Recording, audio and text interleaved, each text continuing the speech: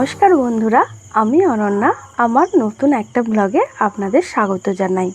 এই ভিডিওটা অনেক দিন ধরে এডিটের মাঝামাঝি অবস্থায় ড্রাফটে ছিল, তাই ভাবলাম আর দেরি না করে এবার শেয়ার করে ফেলি। বিভিন্ন কারণে এই ভিডিওগুলো আমার পোস্ট করা হচ্ছিল না, তাই আর দেরি করিনি।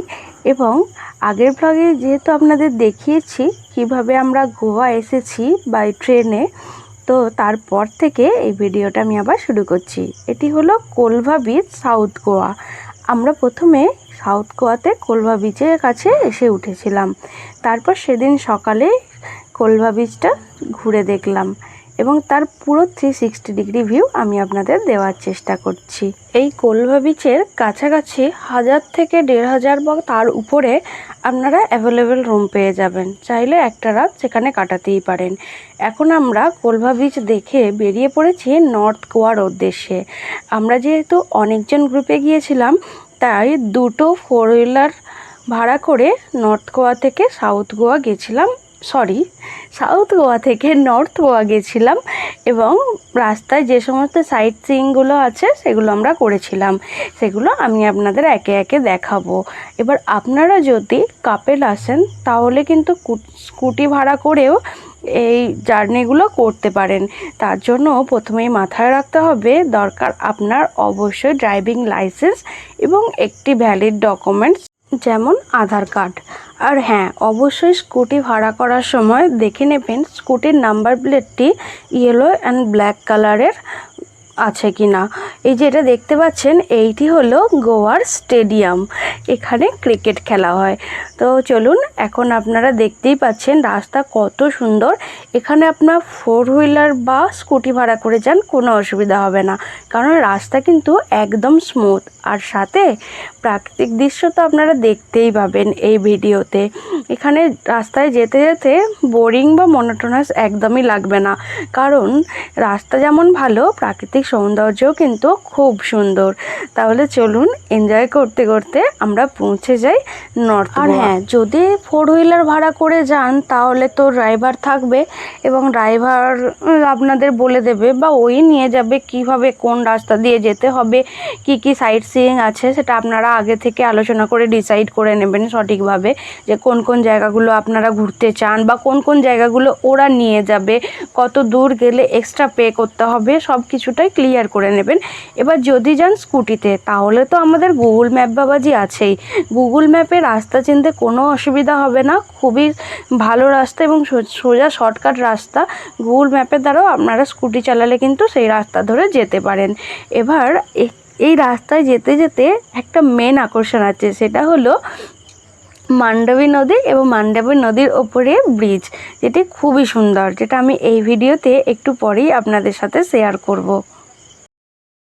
আর আরও একটা ইনফরমেশান আমি দিয়ে রাখি, যদি আপনারা নাইটে ক্রুজ ডিনার করতে চান মান্ডবী নদীতে, তাহলে কিন্তু এই যাওয়ার সময়ই যখন সাউথ থেকে নর্থের দিকে যাবেন, তখনই যেহেতু পাঞ্জিম সিটি ঘুরবেন, তাই পাঞ্জিম সিটি ঢোকার সময়ই তখন কিন্তু ক্রুজ ডিনারের জন্য বুকিং করে রাখতে পারেন।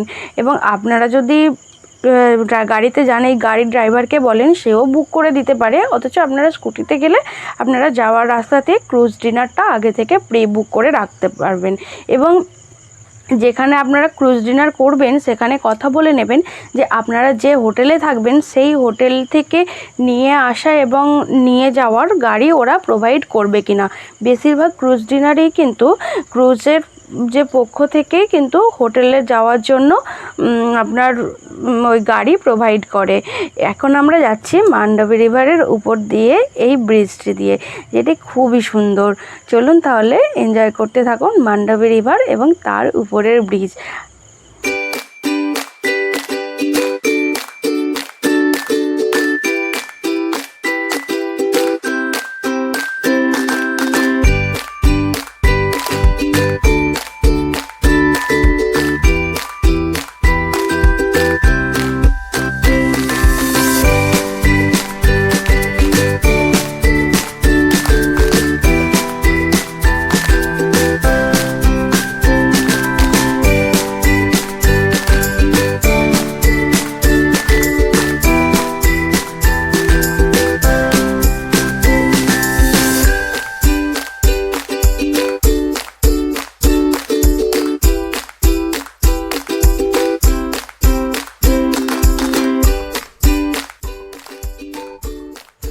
এখন আমি আপনাদের দেখাবো যে এখানে মান্ডবী রিভারে কেমন ক্রুজ ডিনার হচ্ছে। এই যে দেখতে পাচ্ছেন এখানে আছে এরকম ক্রুজ, এগুলোতে আপনারা ডিনারের জন্য বুক করে যেতে পারেন।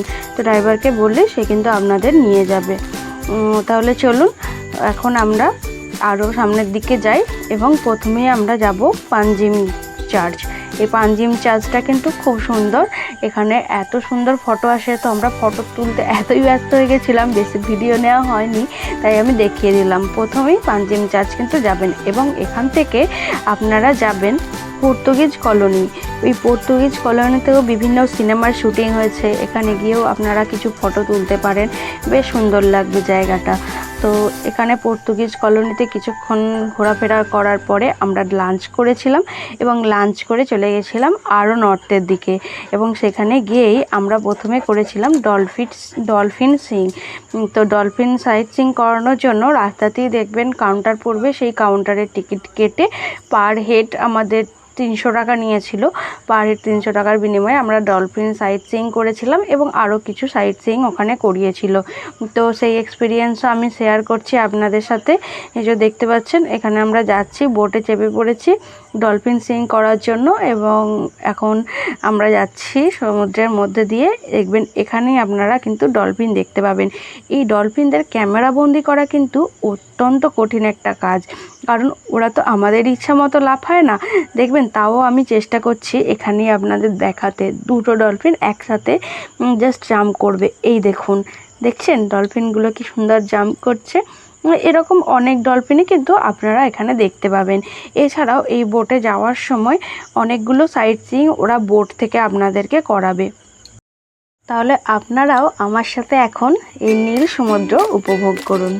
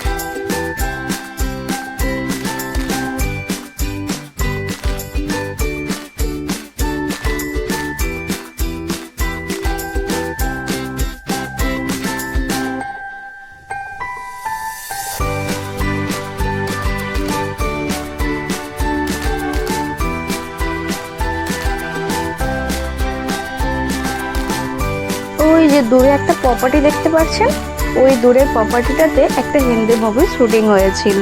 তারপর থেকে কিন্তু এই প্রপার্টিটা বিখ্যাত, কিন্তু এখানে যাওয়া যায় না কারণ এটি একটি পার্সোনাল প্রপার্টি।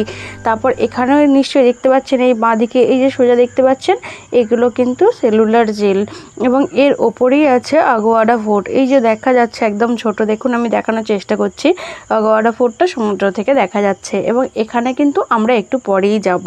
তো চলুন তাহলে এখন ওখানেই যাওয়া যাক।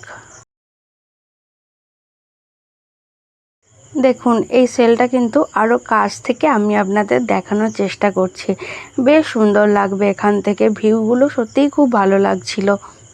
অ্যাকচুয়ালি এই সাইট সিইংটার মধ্যে ডলফিন রাইডটাই বেশি অ্যাট্রাকটিভ।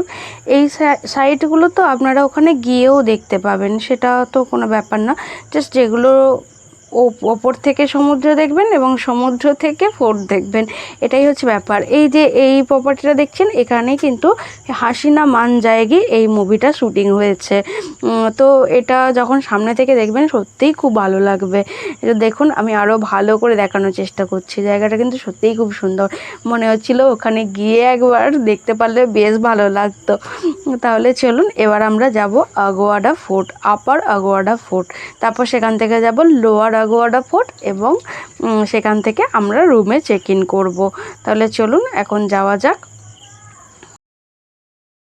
এই হলো আপার অ্যাগুয়াডা ফোর্ট, যেখান থেকে পুরো 360 ডিগ্রি ভিউ আমি আপনাদের দিচ্ছি।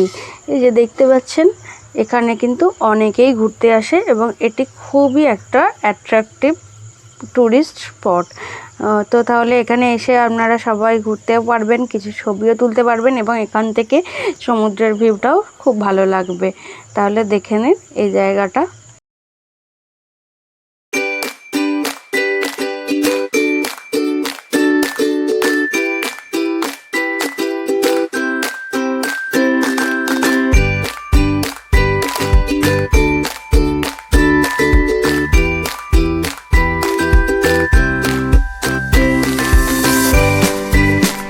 তারপর আমরা আপার অ্যাগুয়াডা ফোর্ট কভার করে চলে গিয়েছিলাম লোয়ার অ্যাগুয়াডা ফোর্ট বা সিনকোয়েরিম বিচ।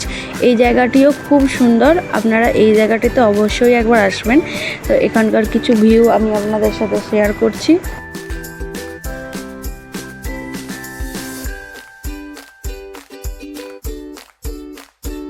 তারপর এখানে আমরা কিছু ফটো সেশন করার পর চলে গেছিলাম ক্যান্দোলিম বিচ। এই ক্যান্দোলিম বিচটাও খুবই ক্রাউডি এবং এখানেও বেশ কিছু ওয়াটার স্পোর্টস অ্যাক্টিভিটি হয়, তাই চাইলে আপনারা এখানেও কিছু অ্যাক্টিভিটি করতে পারেন। আমরা কিন্তু আজকে আর কোনো অ্যাক্টিভিটি করিনি, যেহেতু অনেকটাই জার্নি হয়েছে, তাই সোজা চলে গেছিলাম হোটেলে এবং হোটেলে গিয়ে ফ্রেশ হয়ে রেডি হয়ে আমরা বেরিয়ে পড়েছিলাম ক্রুজ ডিনার করতে। পরের ভিডিওতে দেখাবো আমাদের ক্রুজ ডিনারের এক্সপিরিয়েন্স কেমন ছিল। তো তার জন্য কি করতে হবে, অবশ্যই চ্যানেলটা সাবস্ক্রাইব করতে হবে আর সঙ্গে থাকতে হবে।